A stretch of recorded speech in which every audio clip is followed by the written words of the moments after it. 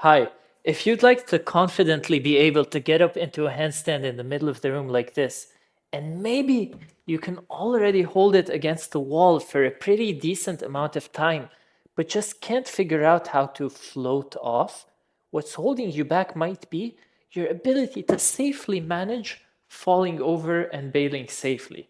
We're going to cover this in this video in great detail, but quick before we do, here's the outline of what we'll cover so you can skip to the relevant section if you want to.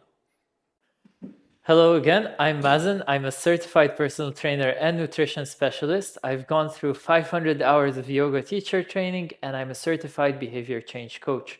But what's more important is that I learned handstands as a stiff 27-year-old engineer while working a 60 hours a week job. And since I've left that world, I've taught it to many other adults just like you. So let's get into it. Check this out. Unless you're in a very special shape, your center of gravity when you climb up the wall like this is usually where your hips are. So if we draw a straight line down from your hips and that line is closer to the wall than the heel side of your hands, you're always going to fall down in this direction. Now, if we start to shift that line closer to on top of your hands, then guess what? You're going to start to balance. But only when that line starts shifting over to the fingertips more, you're going to have to bail. But how do you actually do that to save yourself from falling over in a drastic way? Our main priorities are going to be to protect the head, protect the hips, and protect the feet in that order. But how do we actually do that? To protect the head, all you have to do is keep one arm at least locked straight to protect the head from hitting the ground. Two arms is cool, one arm is enough. Check this out. So I'm here, and as long as I keep one arm locked straight, something else will hit the ground other than my head, and that's already a big win. Second thing is to protect the hips, and that is done by bringing the knees close to the chest once you realize you're falling over. That's why you see me do these shapes where a knee is already close to the chest. Now, whether you do that with straight legs or bent legs, doesn't matter. I personally prefer bent legs. Check this out. So I'm gonna be going into a handstand, even if my knees are far away from my chest. As I fall down, I bring them back, and that allows me to land safely on my feet.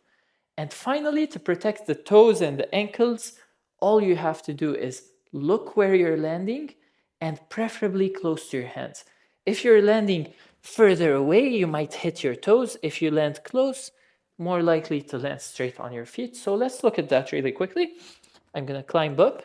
And again, maybe my legs are far away from my chest and I realize, oh no, I'm falling. I look and I land very close to my hands, and you can remove a hand if you so choose. Now, knowing this information is one thing, but being able to actually do it and apply it and practice it is another. So how do you actually practice it? First, you should be able to climb up the wall like this relatively easily. If this is not possible, check my other video on this. I'm uploading it soon, so please subscribe.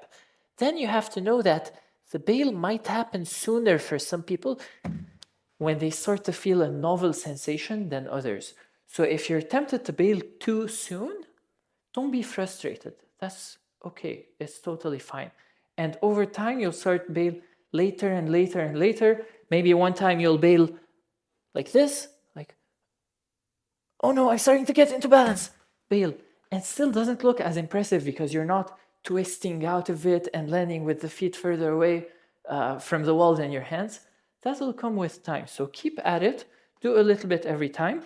And until you can move more, balance, and fall with your foot a little bit further away from the wall than your hand. Now, one other thing to understand is that this might take weeks, even months, and that if you're practicing properly, the weight should move till your hand and then over. What this means is that if you're practicing the bail properly, you're always also secretly practicing balance in parallel. So you should have the sensation of shift forward, balance, fall. Right? So you should have the sensation of momentarily balance or slow falling every time. Now, I have to admit that although this approach works with the majority of people I've worked with, I have worked with many people still who required a little bit more extra attention and some supplementary exercises. So if this is you and this is not clicking and you're still having a lot of fear of falling over, let me know in the comments and we'll discuss it further. Otherwise, congratulations on mastering veils. Thank you so much for being here. Please, if you like this, consider subscribing to my YouTube channel and perhaps sharing this video with a friend, because when you practice handstands with a friend, you keep each other accountable and you progress much faster.